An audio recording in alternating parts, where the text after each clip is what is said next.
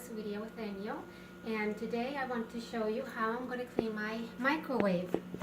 We made the other day a delicious Colombian recipe. It's carne en posta. It's very greasy but delicious. And we forgot today when we were reheating the leftovers to put the lid on.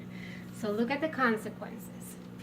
But I don't worry because I have my ENJO glove, and all I need to use is water in my glove. Remember that ENJO gloves have a soft side, like a teddy bear side, that is the one that is good to pick up grease. It's very strong picking up grease. And then it has this lime side that is the grime side to pick up residues, particles.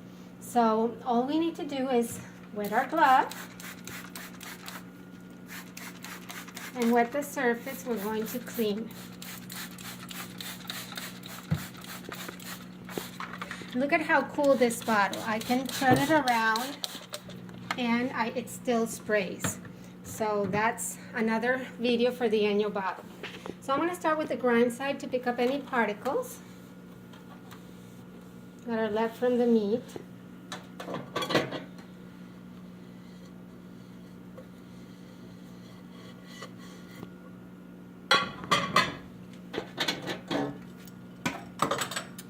I'm going to go ahead and clean inside.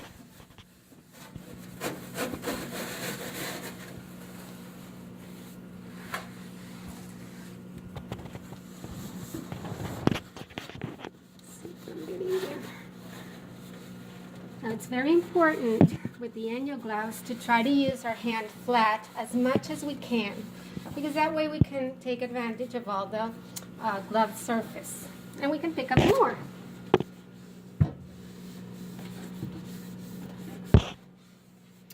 Almost done.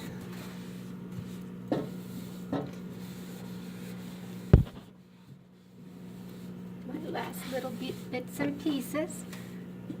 And all I need to do now is dry after, because this is the most, or one of the most important steps with ENJO, because in a clean surface that is dry, there's no breeding ground for bacteria. I hope I didn't miss any spot. I can't put my head inside the microwave as we would do normally because I have the camera, but after drying, the surfaces are free of grease and dirt and bacteria, and even if you were here, even smell.